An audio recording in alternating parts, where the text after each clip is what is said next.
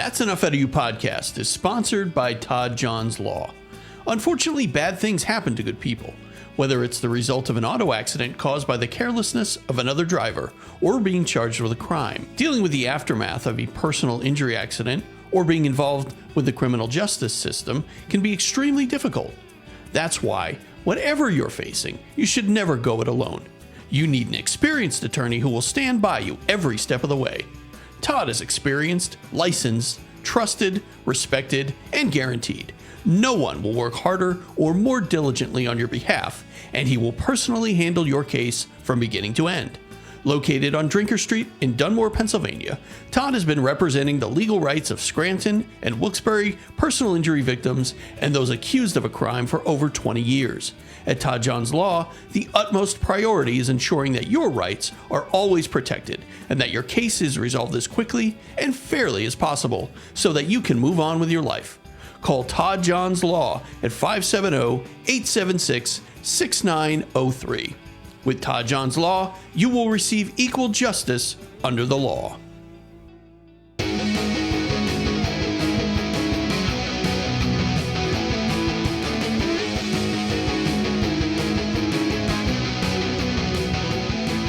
All right. Hello and welcome to That's Enough Out of You. I am your host, Bill Rader, and joining me, as always, is my co-host, Sean Kane. Sean, what's going on?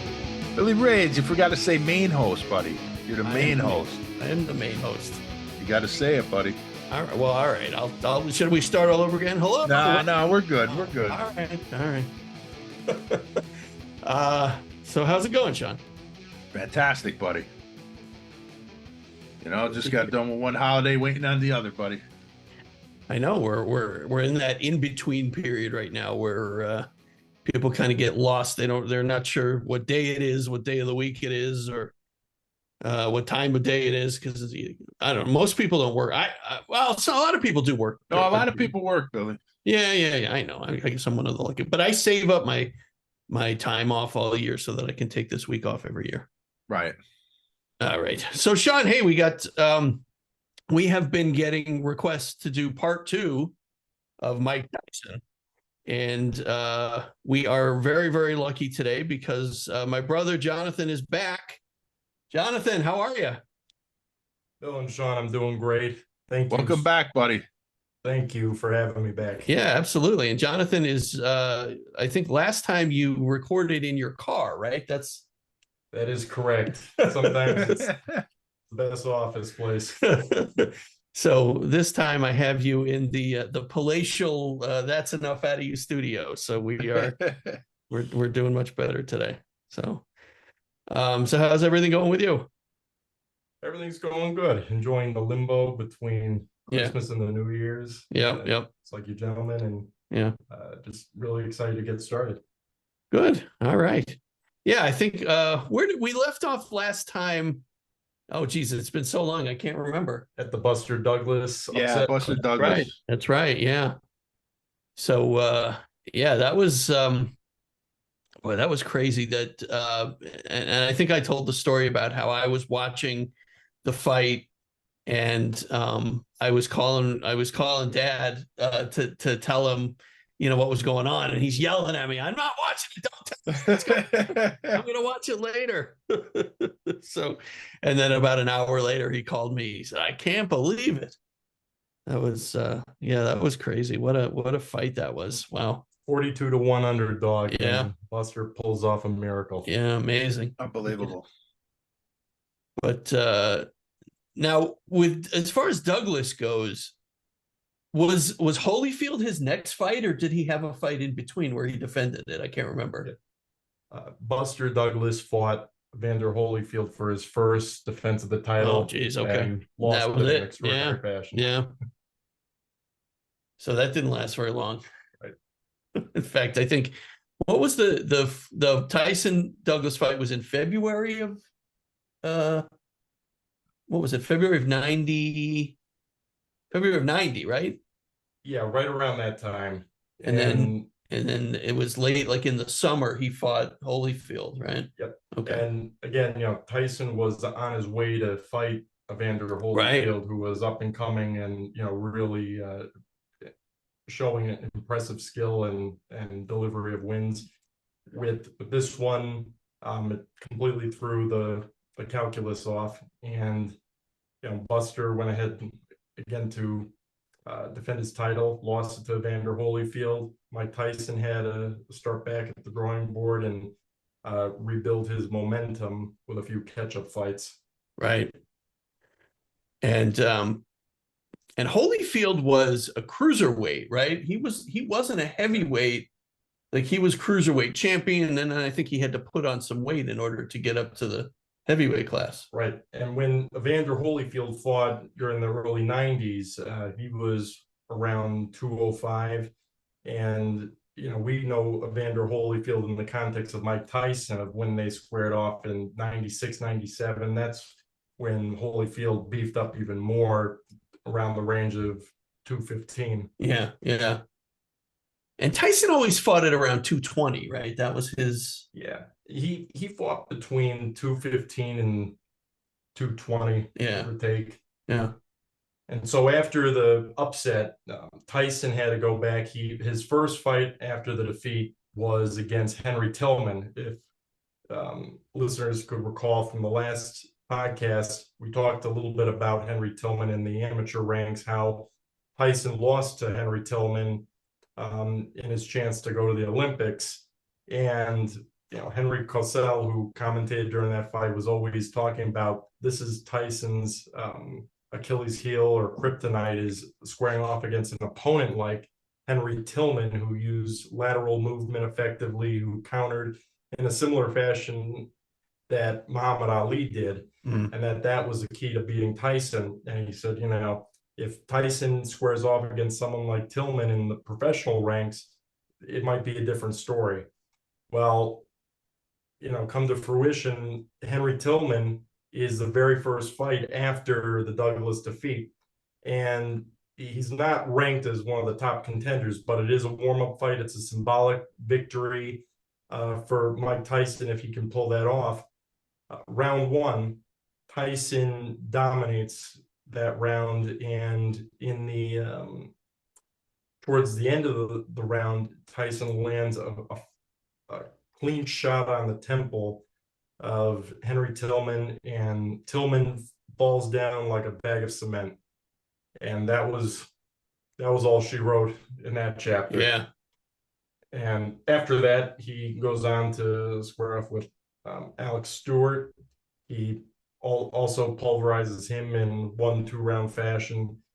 Then goes on to face Donovan Razor Ruddock. Oh, right. For 2 consecutive fights. The first one is called off in the mid rounds for it was a TKO. So the ref stepped in when there were enough flurries by Tyson to give the ref pause of Ruddock's ability to continue. They go back for a repeat match. Tyson wins unanimous decision. And during this time, you notice in all the interviews with Mike Tyson that there seems to be a little bit of an attitude change as far as his brazen comments. He's talking about, if he doesn't kill Razor Ruddock, it doesn't count. Yeah. Things of that sort. So we do see a little bit of a shift in the psyche of Tyson, and some say that it's reflective of his overall discipline and character, and how he was bringing his training to the ring. And mind you, this is after Kevin Rooney. This is after his former training camp. He's set a new tone with this new chapter going forward. Right. And did he change his training, like his team? Did he change from the Buster Douglas fight to after that? Like, did he replace anybody, or do you know? I believe he mainly kept some of the same training. I mean, the key fact in the training regimen shift is the loss of Kevin Rooney and him going with relatively mediocre trainers, ones who are, I guess you could say, the unforgettables, Right.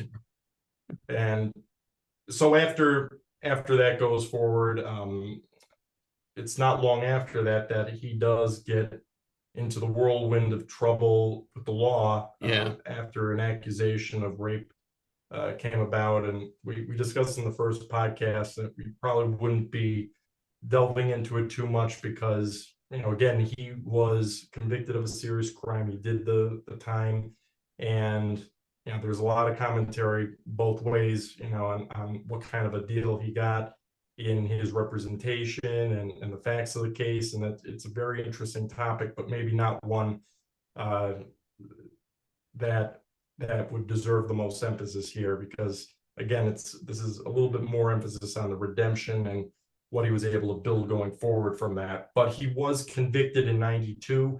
He was sentenced to 6 years. He did 3 years and caught some probation after that. So from 92 to 95, he was incarcerated. And this is really where it gets interesting, Bill and Sean. During that time, he was not allowed to box while incarcerated, but it didn't stop him from maintaining or trying to develop that discipline and regain the physical and mental edge. And he talks about how during that time in prison was the best 3 years of his life because there was peace, solitude, and he was able to, read, large volumes of books and really focus on himself and look internally at what he wanted to do going forward.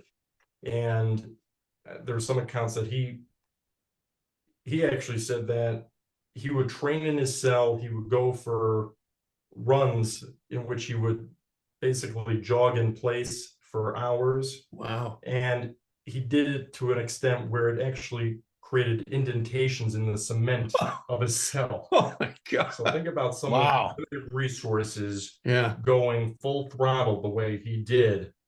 And what's interesting about that is seeing what became of that. I mean, once he came back into the ring, he was released in 95. His first fight was against Peter McNeely. He has a great comeback round. I mean, McNeely was not a top contender, but still, just to see the way Tyson looked and that ferocious mental edge that he appeared to have, it was an intimidating aura coming back into the ring. Anyone who's interested in seeing exactly how Tyson looked in that aura, look at not just the fight, but when he comes into the ring and he's staring at Peter McNeely, nicknamed the Hurricane McNeely. McNeely is sort of doing these taunting gestures, swaying back and forth, smiling at Tyson, and Tyson's head does not move one bit, and he looks completely shredded at this point. I mean, he looks like a bodybuilder almost. Yeah. And that's from all like the kinesthetics, all the training using his body weight in prison, etc. So they're in that ring, and Tyson's head does not move, but his eyes are moving, just watching him, almost like a caged beast, ready to unleash that fury once again. And he does. In one round, he knocks McNeely down twice. First time within seconds of the opening bell. Yeah. And it created this new, wave of excitement, I think, in the public to say, is Tyson back? Can he reclaim that greatness, that invincibility that he had in the 80s? Yeah.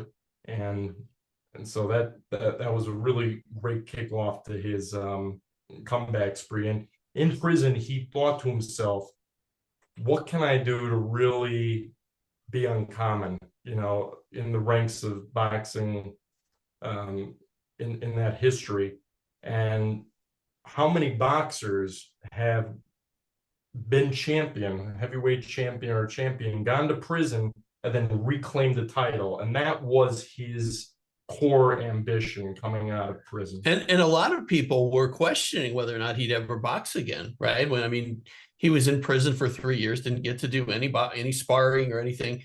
He was now in his late 20s or early 30s, right? Yep. And most boxers don't go far past that time anyway in their career. So it was questionable as to whether or not he'd actually ever come back.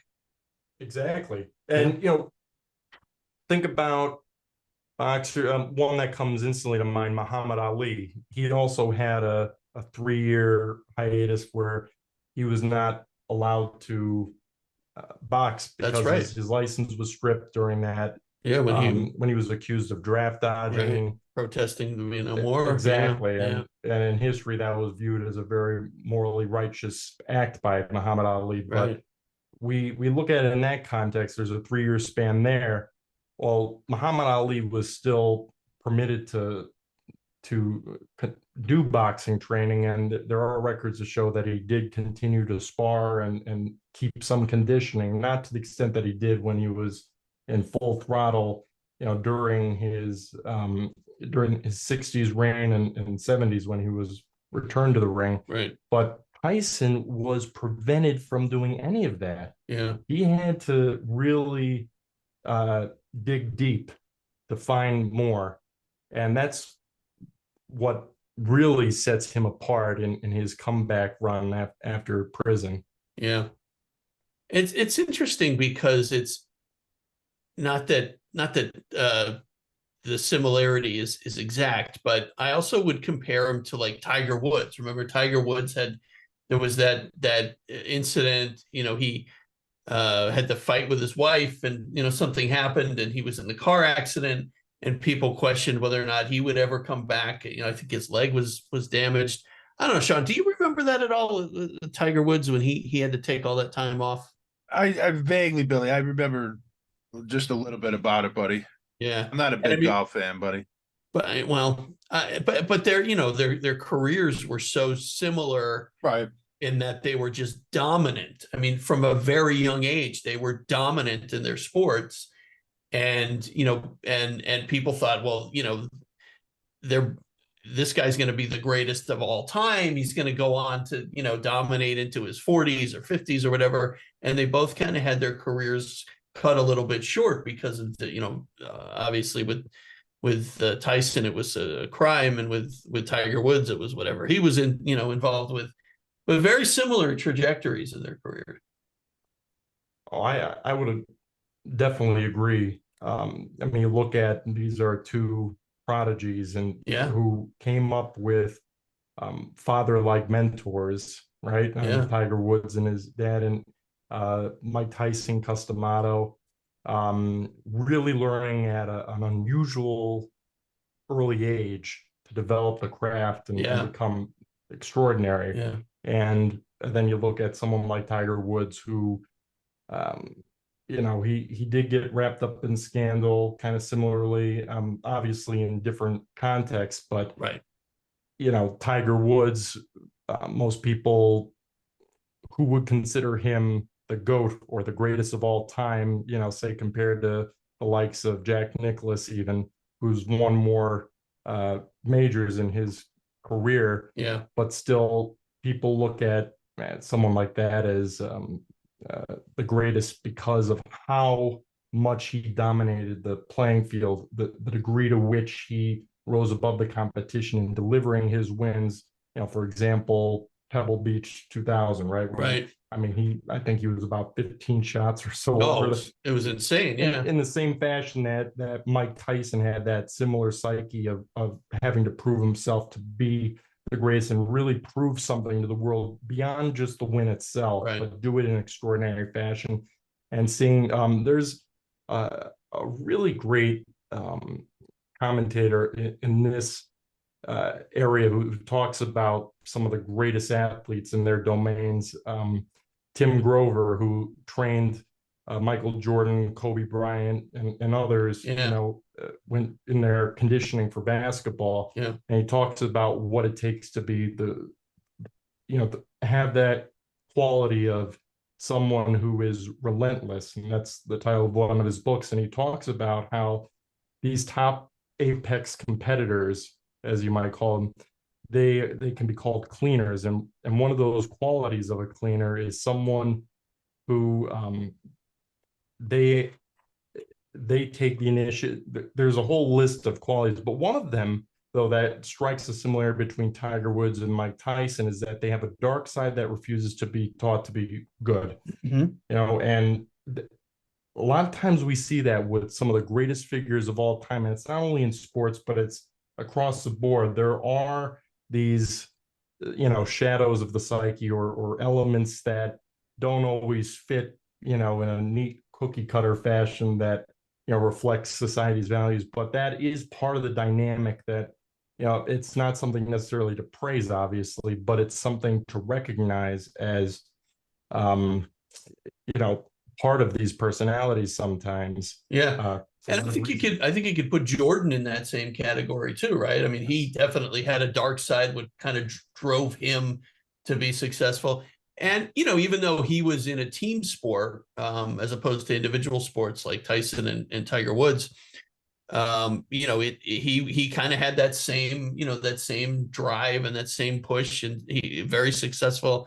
Now, he wasn't a champion as early on in his career as Tiger and Tyson were. But similarly, he did take that break in the middle of his career, and he had to kind of, work his way back in, and then of course became a champion again. But yeah, I mean, when you look at the three of them, their careers were kind of similar in that way. Yes, Yeah. I would agree. It's a really interesting, correlation there. Yeah. Kind of see some similarities. Yeah.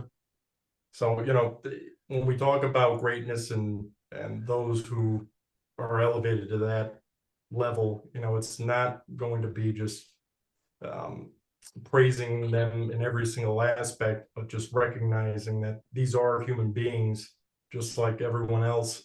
And part of that, there may be some chapters or paragraphs that are not always going to line up with what we espouse to be the greatest ideals, but it doesn't take away from the greatness of why we celebrate their accomplishments. Right. Yeah.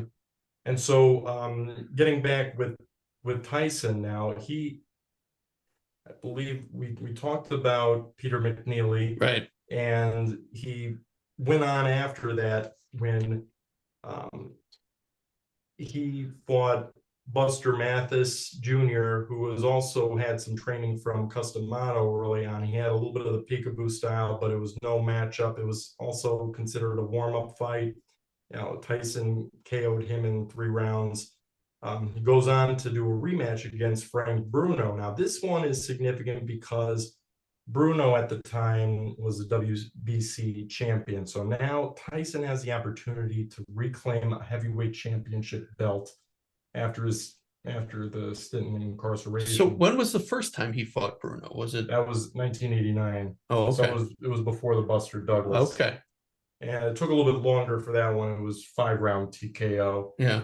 So he actually delivered the win in a more devastating fashion. And right after the match, there's a famous video of Tyson coming out and being greeted by Tupac Shakur. Oh yeah. The late, they had a very close kinship. In fact, it was after that fight in which Tyson fought Bruce Seldon, who had the WBA heavyweight title. And during that fight, Bruce Seldon went down in the first round, and I would say one of the more questionable fights of Tyson's career as far as like an opponent, because it looked like Seldon did not want the fight. He wanted the payday. Yeah. I mean, just watch how Seldon seemed to be very intimidated, and the shots that were landed did not really seem on face value to cause the amount of damage that apparently was inflicted. But anyways, after that fight, he was supposed to meet up with Tupac Shakur. Shakur had invited him out to party. This was in Vegas. Yeah. That was the night that Tupac was killed. Wow. And Tyson turned out up because he had just had another child born, and he was not able to make that after party. But imagine how history would have played out, had that circumstance not been in the picture. Yeah. Wow. And so Tyson had now won 2 heavyweight championship belts and was gearing for his next warm-up fight, which was the hardest one in the lead up to, a larger title shot, and this was against Evander Holyfield. The odds were actually stacked very much in favor of Tyson. This was supposed to be a fairly easy win, or at least one that was very manageable for him. Yeah. But as we saw, that's not how it played out. Right. Now, this was the fight where is this the fight where Tyson bit his ear, Holyfield's ear? So that was the rematch. That was the occurred rematch. following Okay. year. So in 1996, same year as Selden, he matches up with Evander Holyfield. Yeah. And he ends up losing by technical knockout in the 11th round. Okay. But here's what's interesting, because most people think that it was that Evander just dominated the fight and just, Tyson underestimated him. Yeah. If we look back, though, round by round, Tyson was knocked down first by Holyfield in round 6 towards the end. The first 5 rounds, Tyson was leading on the scorecard. And earlier, midway through the 6th round, a few things happened. Might be viewed as controversial towards Evander Holyfield, though it doesn't get much attention. Evander Holyfield had headbutted. Oh, that's Tyson, right. Yeah. And committed a low blow. Yeah. With a left uppercut, I believe. Yeah. That hit right around his trunk waistline, maybe a little bit below. And this move it wasn't the first time that Evander Holyfield has done this. Right. There are commentators who believe that Holyfield used his head as, quote, the third fist in the fight. And there's a famous fight against Michael Dokes, 1989, in which Holyfield did the exact same maneuver simultaneously, doing the headbutt and the low blow shot. Oh. The low blow shot should not be, just swept under the rug as a nothing burger. It, when in MMA, for example, when fighters do these oblique kicks and take shots to the legs, it's used for a purpose to help them mobilize their opponent, Right. make them a little bit less connected between their head and legs and how they're able to maneuver. And so this really seemed to change the whole trajectory of the fight, because after that headbutt, it was deemed accidental, just like all of the headbutts that Evander Holyfield committed during these 2 matchups. Tyson seemed a little bit different. He seemed a little bit shaky in his confidence and in his mind-body connection.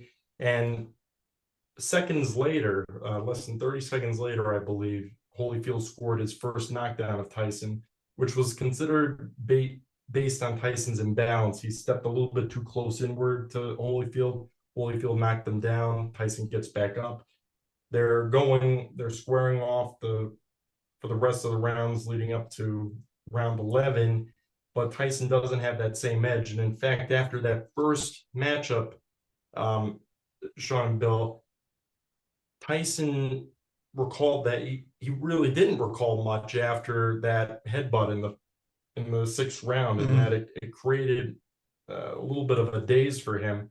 And whether or not that's an excuse or if that's legitimately the case, we shouldn't underestimate the power of a headbutt, because outside of the knees and the elbows, the head, if it's used correctly, and the headbutt is, I would argue, much more dangerous and devastating than the use of a fist, especially when those fists are covered in mitts, Right. that are making the contact. So, these are not insignificant moments, and there are some who believe that the ref should have recognized what happened and should have given Tyson at least 5-minute window, which is typical for a blow like that, an illegal blow, which is accidental, but which can have a stunning impact on the fighter to recoup himself in his corner. That did not happen. So whether or not, and there was no points deducted, right? No points deducted. You wonder if Tyson, maybe he was concussed. It does make one wonder. Yeah. And when we flash forward, don't Sean, the rematch, which is really the infamous bout that it's probably one of the most well-known boxing events in history. Right. And that was it only went 3 rounds due to the infamous ear bite Yeah. by Mike Tyson. Right. People, for the most part, look to what Mike Tyson did, but they don't really consider the lead up of what was going on, which included some of the same maneuvers. In the second round, Vander had headbutted Mike Tyson and actually delivered a small cut near the eye. You know, the referee Mills Lane did recognize that had occurred, but again deemed it accidental. And there was also a simultaneous headbutt and low blow shot, just as in the last fight, and was in the case with Michael Dokes when Evander faced him in 1989. So we're seeing some repetition here. Yeah.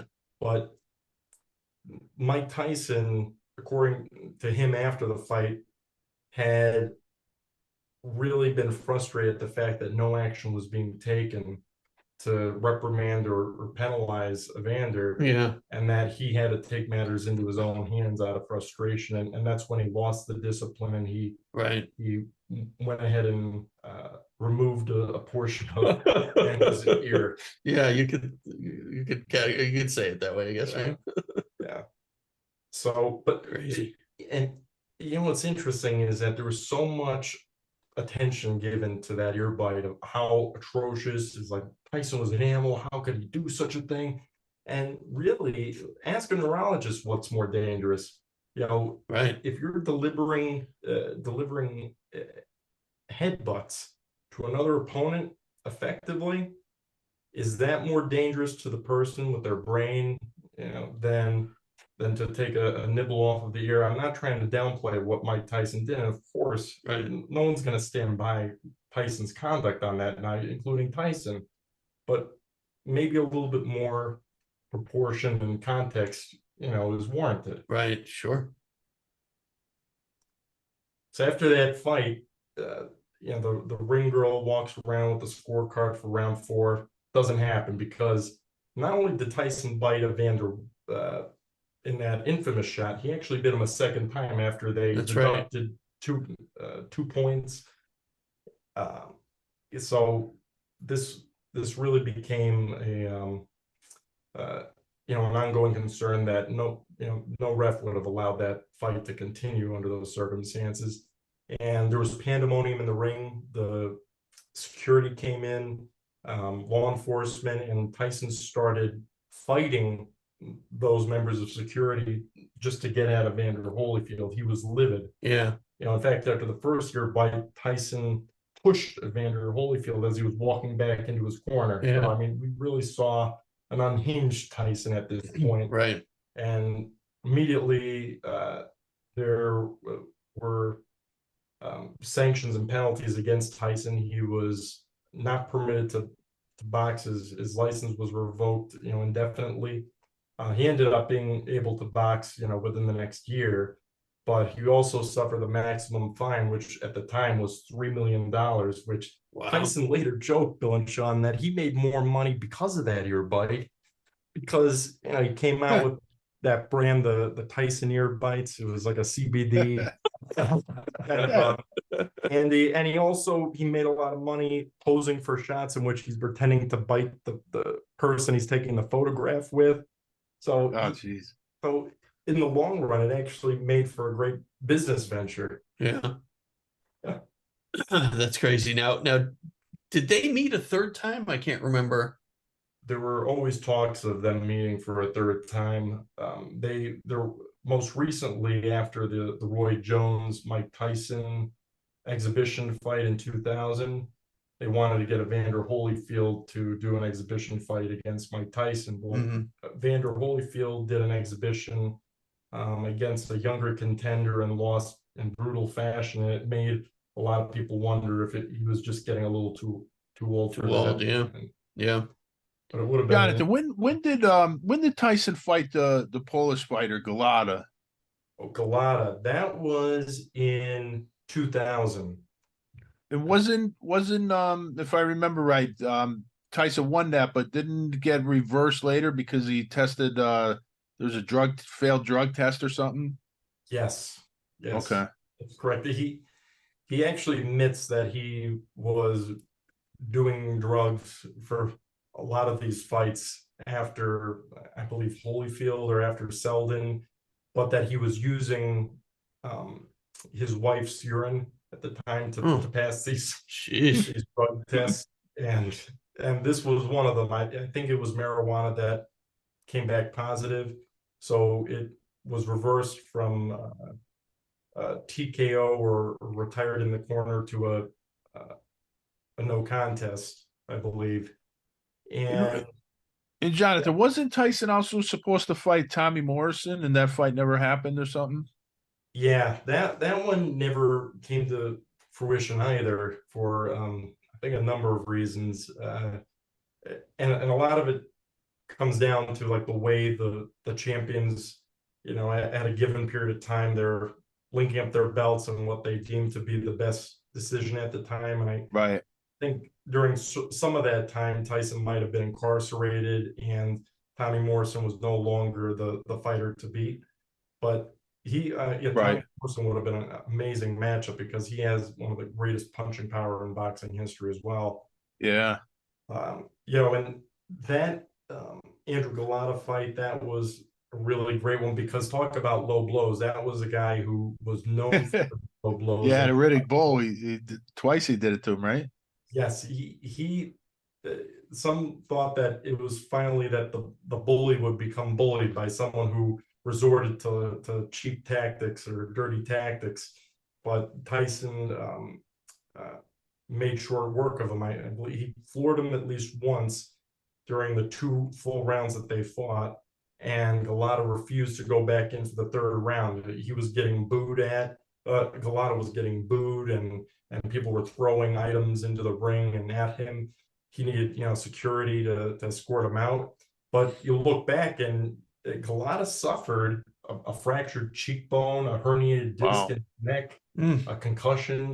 He got Yeah. out. He was feathered in that fight. Right. And before that, there were a couple controversial fights in the 3 out of those 4 fights after he got actually, if I can back up, 1998, after Tyson returned to the ring after Holyfield, he fights Francis Botha, and that was supposed to be a nice warm-up fight. Francis did a lot better than Tyson was expecting. Tyson had a lot of ring rust. He clearly undertrained for that fight. And in the closing seconds of the first round, Tyson actually had him in an arm lock on his right side and twisted, and it caused a lot of commotion, between the corners, and it looked like it was going to be a Holyfield situation all over again. And for the next 5 rounds, those first 5 rounds, Francis Botha was winning on the judges' scorecards, I believe, except for one. And Tyson still stuck to the game plan in some fashion and reared up and was able to find that clear shot and delivered a 1-2, which knocked him down to the canvas for good. Fast forward to 1999, Tyson was again sentenced to jail for an altercation in which he assaulted 2 motorists back in August of '98. So we see another period of time in which Tyson was not able to really build that momentum up, Sean Bill. So once he's released from jail, I believe that was after it was only a few months in jail that he had to serve. He got tagged with some probation as well. He comes back, he fights Orlin Norris. Again, we have controversy. After the first round, at the closing seconds of that round, Tyson hits Orlin Norris when the ref tries to step in between them to break the clinch. He's given a warning. The crowd starts booing. A few seconds later, right as the bell rings, a second after that bell rings, Tyson gives Orlin Norris a hook and sends him to the canvas. So it's a punch after the bell, or simultaneous with the bell, according to Tyson. But apparently there was a knee injury that resulted A lot of people thought that Roland Norris was just looking for a way out, that Tyson's going to bring that heat on him in the next round, as Tyson said. But anyways, that's another event that ended in controversy, and that was in October 1999. Now we're getting into the 2000s. Tyson squares off with Julius Francis. He does short work of him in 4 minutes. Round 2 KO. Lou Savarese. Now, this is one I just want to talk about for a moment, because this is a 38-second knockout, okay, against someone who's around 6'5". You know, he was a formidable contender, not a number 1 or number 2, but the fact of how quickly Tyson made short work of him is incredible. And in fact, it might be the most dangerous display of Mike Tyson in the boxing ring. And I'll tell you why. In the opening seconds, Tyson lands the first clean shot, sends him to the canvas. Lou Savarese gets up, and all of a sudden you're seeing a barrage of Tyson on this guy, like few instances you will see in boxing. And John Coyle, the referee, this is in Scotland, he steps in between to stop the fight. He's saying the fight's over, the fight's over. Tyson tries to get around Coyle, and he uses his left hook, I believe, and he knocks Coyle down. Oh, that's right. I and remember he still that. goes after Savarese. Yeah. And then the ref gets up quickly and again reminds him the fight's over. And at that point, Tyson begins to calm down. Yeah. But really, I mean, you think about what he did right there. It can be argued that was even worse than what happened with Evander Holyfield or elsewhere. But yeah, whether it be the jurisdiction, taking place in Scotland, or under the ref who did not believe he should be disqualified. John Coyle said that the reason why points shouldn't be deducted or anything else is because I already called the fight off. So whatever happened after that is really irrelevant. right. So that really allowed Tyson to get away with something there. But I believe Tyson admitted to using cocaine and marijuana before that fight too. I mean, really unbelievable content. Yeah. And one of the most infamous statements that Tyson ever made was right after that fight. He's giving a tribute to his friend Daryl Bombs, who was one of his security entourage, who apparently had been killed recently before that fight in a drive-by. And he says, "I want to dedicate this fight to my best friend Daryl Baum, who died. He'll be there to see you. He loves him with all his heart." And he says, "I was going to rip his heart out. I'm the most brutal and most vicious, most ruthless champion there's ever been. There's no one who could stop me.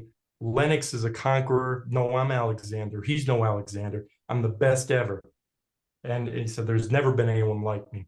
I'm Sonny Liston. I'm Jack Dempsey. There's no one like me. I'm from their cloth. There's no one who could match me. My style is impetuous. My defense is impregnable. And I'm just ferocious. I want your heart. I want to eat his children." This is what Tyson says after the fight, just being asked. And the question the journalist asks is like, "Was this your shortest fight ever?" His post-match interviews were amazing. Some of them were just amazing. I remember they were. Who was it? Harold Letterman? Was that the guy's name on HBO? I mean, some of those were just Letterman would just be bewildered by what Tyson was saying. Then there was that one, and this must have been later in his career, where he said, the guy asked him if there was something wrong with him, and he said, "Well, I broke my back." And he said, "What do you mean?" He said, "My back is broken." That was after the Clifford NTN fight in 2003, I believe. And okay, I mean, another shot. You just don't hear that kind of response from boxers. But yeah, he did have a lot of sciatic issues over the years. Partly he attributed to his training regimens. If you look at his old training footage, you see some ridiculous maneuvers, like including the neck bridge, in which he would balance his head while facing up towards the ceiling, and he would create a bridge in which his feet were planted and his head was planted, but he would move it around by shifting his neck around to strengthen those muscles. And maybe in the short term it really helped him because he never got rocked during his prime in the 80s. Right. But later on, it might have caused some back issues, among other things. Yeah. So couple questions, because I mean it's been so long, and I didn't do any research before this, and it's my fault. But a couple of guys who I can't remember. Did he ever fight Riddick Bowe? No. Okay. And what about Lennox Lewis? Lennox Lewis, he did 2002. Okay. And that was actually 2 fights after Galata. So after he beat Andrew Galata, he fought Brian Nielsen, another runner-up. He got him in 6 out of the 10 rounds that were scheduled. And then he was offered the fight with Lennox Lewis. Lennox Lewis, he was a WBC, IBF, IBO champion. And this was the guy to beat. Right. Okay. Lewis had beaten Evander Holyfield. Right. First they had a draw, which was controversial. Lennox really did win that fight if we look at it. Again, I think most commentators would agree. The second one, Lewis delivered a very clear victory. Okay, so this was the guy to beat. Wasn't there a Lewis fight where there was like a parachute guy that came into the ring or something? Or was that? It might have been Holyfield. I can't remember, but that was one of the most outrageous. I remember watching that. I was watching that with a friend of mine. Parachutes into the ring. It's crazy. Crazy things have happened inside that squared circle. Yeah. So Lennox Lewis gets a lot of attention, not only for the fight itself, but for the buildup. I'm sure a lot of you might recall seeing an infamous press conference in which they are doing this presser, for the cameras. They're supposed to face off. Lennox Lewis takes one pedestal, Mike Tyson gets on the other. Once Tyson's announced and he gets on that pedestal, actually Lennox Lewis was announced second. Tyson starts walking right over to him, like before being given the okay to, and immediately begins attacking Lewis. They start brawling. According to Lennox Lewis, Tyson was biting his leg during the scuffle. It was a real pandemonium, and Tyson ends up going on a huge tirade against someone in the audience who told him to get him a straitjacket, referring to Tyson. And Tyson starts with, put your mother in a straitjacket, then he starts, a lot of expletives come after that. Right. But Lennox Lewis, this was the first time, Bill and Sean, if you can believe it, that Tyson was the underdog in a match. Wow. Really? The first time ever. Even after the first Evander Holyfield upset, Tyson was still considered the favorite. Wow. So, and after that fight, Tyson lost against Lewis in the 8th round by KO. Lewis was clearly in his prime. Tyson clearly past his prime. Yeah. But Tyson later reflected that, he wanted to go after. He knew that Lewis was, the greatest at that particular time, and he just wanted to see if he can do it.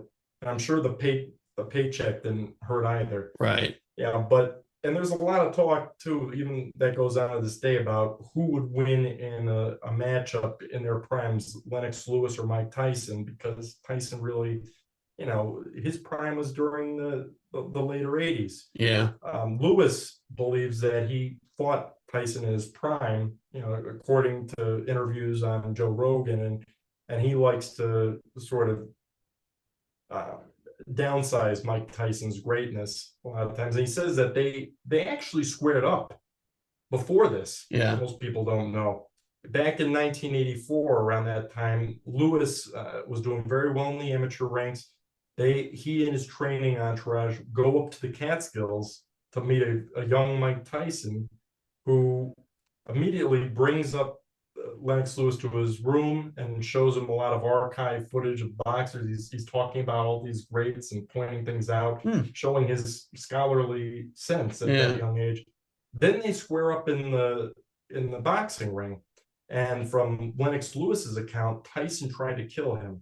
That he just came out like a real brawler, like a whirlwind. Yeah. And the first 2 days of that training camp, Tyson had gotten the better of him. And according to Lewis,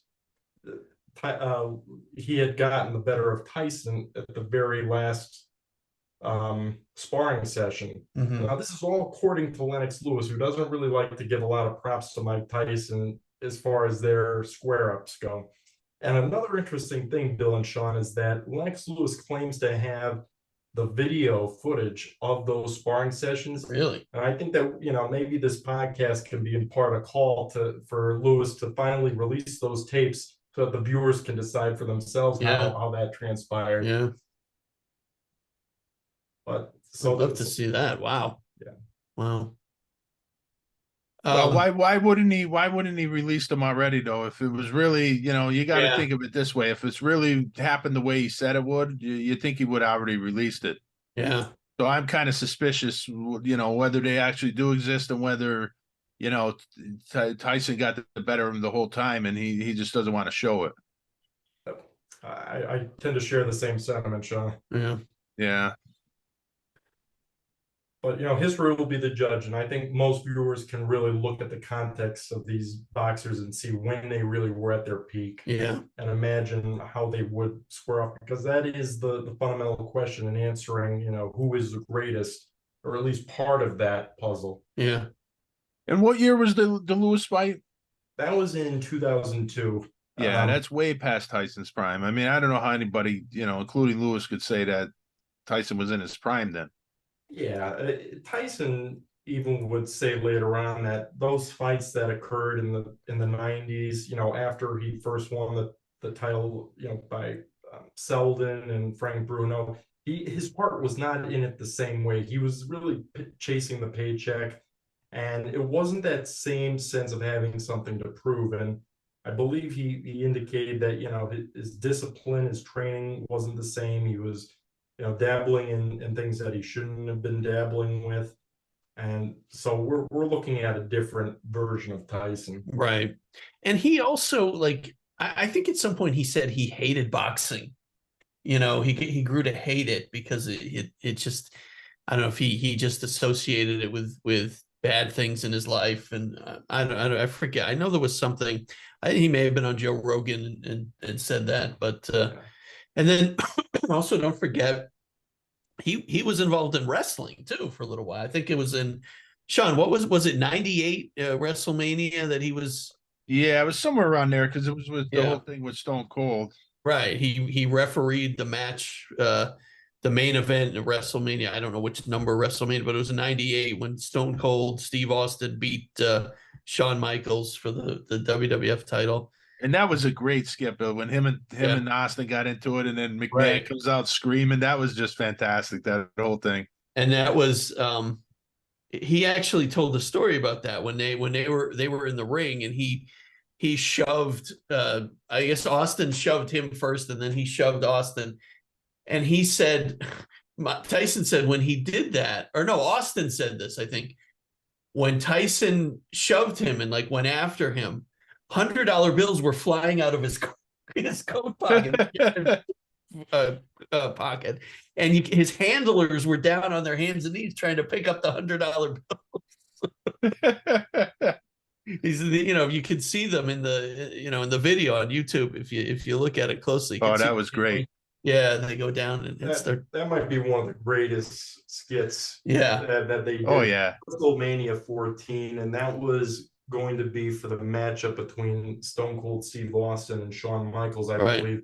And the presentation was that Tyson was supposed to be a member of Degeneration X. Oh, that's right. Yeah, right. And all of a sudden, at the very end, he kind of double crosses Shawn Michaels and knocks him out. Yeah. And in that confrontation with Stone Cold, Vince McMahon announces Mike Tyson, greets him into the ring for the first time. Mind you, this is 1998. This is within a year of the infamous ear bite of Vander Holyfield. So you really see the notoriety that Tyson had coming into the wrestling ring.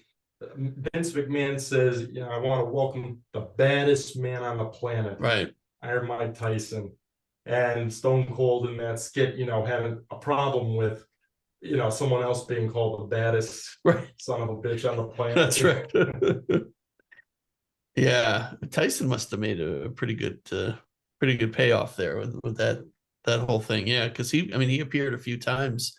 And I tell you, you got to give credit to McMahon. He was Oh fantastic in yeah, that whole thing. He was great. and he knew. I mean, it was the perfect time to bring Perfect. Tyson in.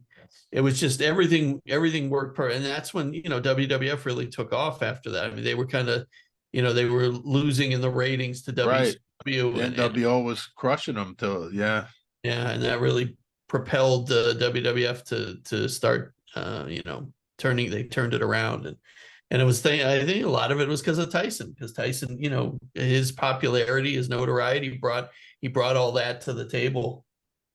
Yeah, amazing. And then what was the other thing I was going to talk to you about was the tattoo. Remember when he got the tattoo on his face? That was so controversial. People couldn't believe he tattooed his face. Now it's like everybody's got tattoos on their faces, but at the time it was so controversial. People couldn't believe that he actually did that.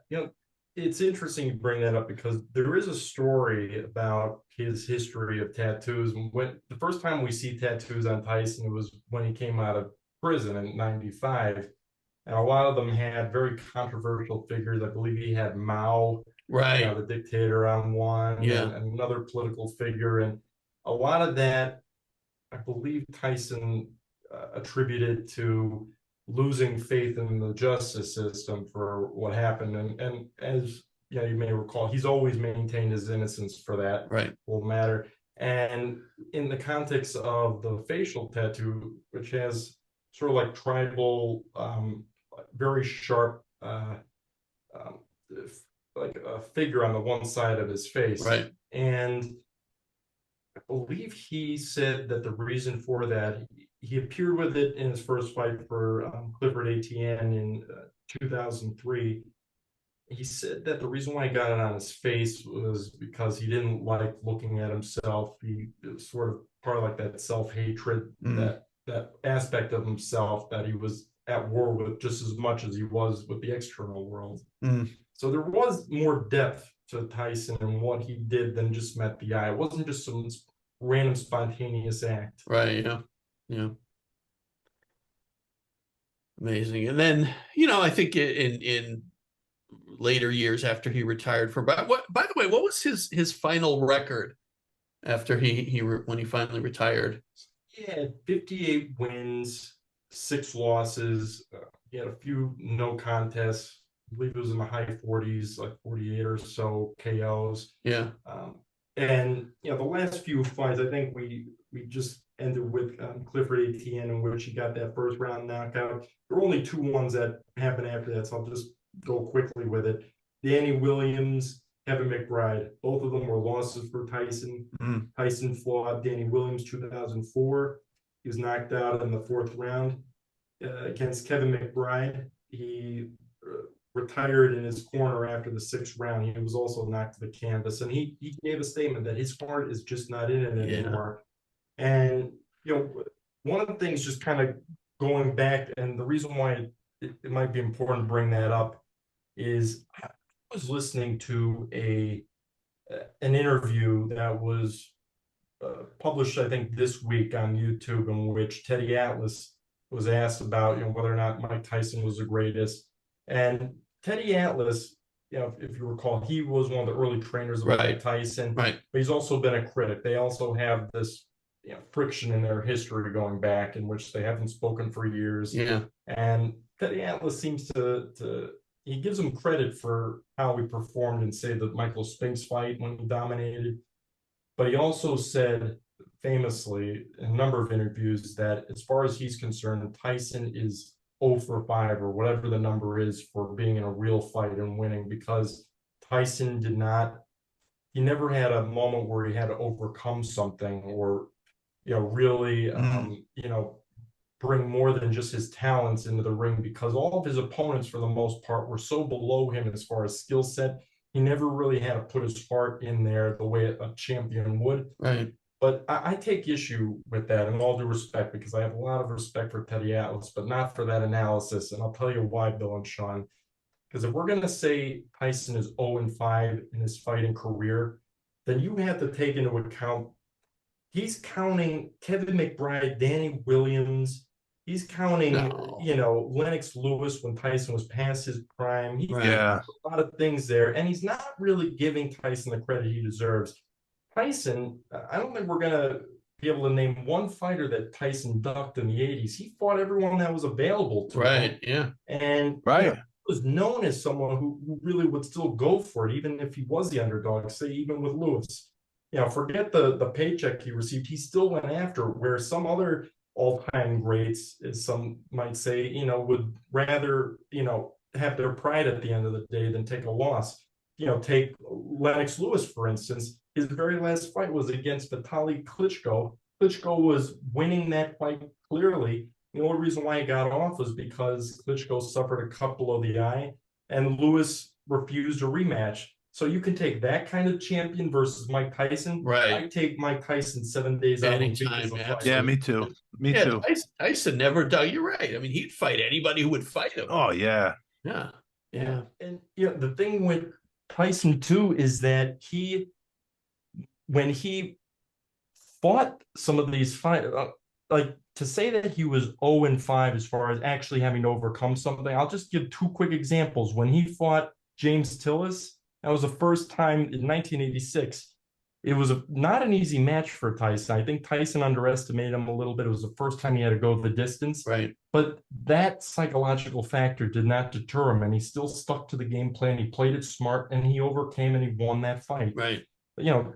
And there were fighters like Jose Revolta, others who really showed the best version of themselves when they fought Tyson. Yes, it is true that a lot of fighters were broken and destroyed before they entered the ring because they were so scared. Right. But then there's the other part, the other aspect of some of these fighters who really brought out their best performances, including James Tillis, who he wasn't the greatest contender, but he fought the best fight of his life that night. And he showed a lot of that lateral movement, some of the Ali moves that formed the template to at least attempt to thwart someone like Mike Tyson. And the final example I'm going to say in response to Teddy Atlas, with all due respect, is when he fought Francois Botha, his come out fight in 98, which I mentioned. That's when he kind of gave the little arm lock in the first round. Right. He was losing all 5 rounds, Bill and Sean.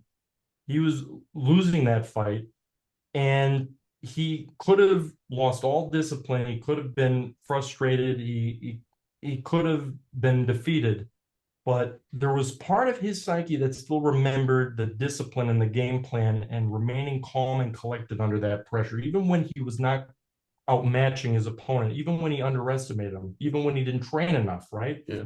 And he waited for that opening. And when that opening came, he delivered that 1-2 combination that we saw when he put Larry Holmes to the canvas for the first time in round 4 of their matchup in 1988. So, Right. There were moments in which you can clearly see that Tyson did overcome. And looking at more broadly, I think Teddy Atlas gave some credit here. If you look at more broadly in the course of his life, Tyson's life was a fight of overcoming, right? Sure. You're looking at the kid who was 13 years old with 38 arrests. Yeah. And find someone else who came with that kind of background, became the youngest heavyweight champion of the world, and is today, after not only going to prison for a few years, coming back and becoming heavyweight champion of the world. Find another example of that. It doesn't exist. Right. And also, look at him today. I mean, he's a successful businessman now. He's a family man. He's really. I don't know if he's a good guy. I mean, he definitely doesn't. He doesn't come off as a bad person when you hear him talk, when he does interviews. A lot of guys with his background would be dead by now, or in jail. I mean, he really, he's put a lot of that stuff behind him. He's turned his life around. He's in good shape now. I mean, for a while he'd gained some weight. He was a little heavy, and now he really seems like he's just a good person. He's a good, solid citizen now, and I think that's something to be said for that. The other thing is, I think it was the fight against was it Bone Crusher Smith, where he basically hugged him the whole time, Was that right? Okay, and that was I think in 86 or 87. And he was still a very, very young fighter. He could have been frustrated by that. He could have, that could have thrown him totally off his game. He stuck to his game plan. He knew what Smith was going to do. He stuck with it. He stuck with it, and he eventually won that fight. I think that's an example in itself of him overcoming an obstacle in a fight. Absolutely. Yeah. So, anyway, Sean, what about you? What do you think? Well, I think it's really unfair to just focus on, the fights he lost later in his career. I mean, Right. clearly, especially those last few. I mean, that's just ridiculous, and I mean, I think personally, for me, I think he's the greatest fighter of all time. Yeah. I know we could have that debate forever, and but for me, I think he is, and I don't think we'll ever see another fighter like him ever. Well, yeah, and I think boxing is now it's really it's I mean it's not as definitely isn't as popular as it used to be. I think MMA now is the dominant fighting Sure. sport. So anybody that's that good is probably going to go into MMA as opposed to boxing. Yeah. And if I may, just two really quick points on it, because you really raised some great things here. As far as those losses and going to speak to how character is reflected in and out of the ring. Well, we see so many boxers, fighters, athletes who will take a loss and they will make excuses. They'll start to blame different things. But Tyson, if you look at him after these losses, he's very gracious. Yeah. And, he says like, I'm not going to take anything away from my opponent. He fought an amazing fight. And he also considers those losses to be his greatest fights. They were learning moments. So he actually took something and made something out of it. Yeah. And, as far as the greatness conversation goes, I know that most people will say, and I very much respect the opinion, say Muhammad Ali, or say, if they want to do these fantasy matchups in their prime, maybe George Foreman because of the stylistic matchup, Lennox Lewis, any of these, when you really go back and you look at their styles and their respective primes, I would just challenge any viewer to do this. And I think you'll be surprised when you see just how well Mike Tyson fits into that mold of conversation. And it's really a shame that he's not given more props or more consideration in that discussion than people like Muhammad Ali, who might be one of the greatest people to ever box, as some have said. But when you actually look at the styles and how advanced Tyson was and how much he dominated during that time, I mean, Tyson was like an advanced form of Joe Frazier. He was stronger, faster. He had more technical ability. He could get on the inside a lot better than Joe Frazier was able to get on the inside of George Foreman. And he could land not only 1-2 combinations, he could land 4, 5, and 6 in a barrage during that prime. And I dare anyone to find an opponent during their prime who could equally match Mike Tyson. And whether or not you agree or not with my assessment, I think that is the kind of conversation to have when you have these barbershop conversations, Right. locker room talk about who really is the pinnacle of the sport at any given time. Yeah. And also you have to take into consideration the intimidation factor, because there were, I don't know of any other boxer that I've ever seen that was as intimidating just by walking to the ring and standing there. A lot of guys lost in that, just looking at him and being scared and saying, all right, I'm not gonna mess with this guy. I'm just gonna. It's over before it's over. Exactly. Yeah, absolutely. Yeah. And it's really neat to reflect on someone who was not only so physically trained but mentally trained. Yeah. He grew up with that psychological training. He is, in many ways, a scholar, a philosopher. In addition to just being a historian of boxing, he used to study the various conquerors of the ancient times, and he studied the art of war. And it was really important to understand what Customato taught him, that it's really 90% or more psychological in boxing. And there's just a lot that goes into that appreciation. One thing we didn't mention in the last podcast, it's just a little cool tidbit to leave off on, is that Tyson was hypnotized by Customato during his early training. In fact, I believe Customato did it himself to Tyson, and he also brought him to a professional hypnotist, talking about how there was no I, there was only the mission, the task at hand, and really building that mindset for apex greatness, that Tyson will become. Wow, I didn't know that. Jeez, amazing. All right. Great stuff, Jonathan. Great stuff, buddy. Really, really. Anything else before we wrap up that you wanted to talk about? I think we covered the field, but yeah, no, I agree. This was fantastic. Great. Yeah, Sean, what about you? Anything else? No, I mean, this was really great, and going back to, when Tyson was in prison and just talking about the training he did, that was just incredible. Yeah. And, how he had, basically no distractions, and he could just focus on training, and he got in such great shape, and, focused his mind and was ready when he came out. I mean, just the whole episode today was just fantastic, Jonathan. Great research here, buddy. Yeah, really good job. Thank you. Again, a great privilege to be with all of you. Yeah, no, we love having you on. Maybe we'll do another topic. I'm sure we'll come up with something. But I appreciate you coming on and spending time with us. All right, Sean, we're gonna wrap it up. Another great episode. If you have any thoughts about Mike Tyson, anything you want to let us know, you can always email us at that'senoughoutoyou@gmail.com, or find Sean on social media and just give your memories or your thoughts about Mike Tyson. Next time, shoot us a message, definitely. Yeah, next time we do one of our feedback shows, we'll read that on the air. But okay. All right, sounds good. Well, thank you, everybody. Thanks, Jonathan. Thanks, Sean. And that's enough out of you. Good night, everybody.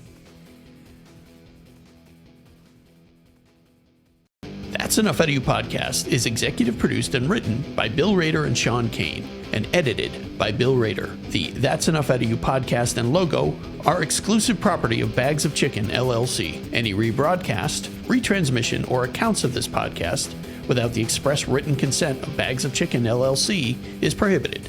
So don't even try it.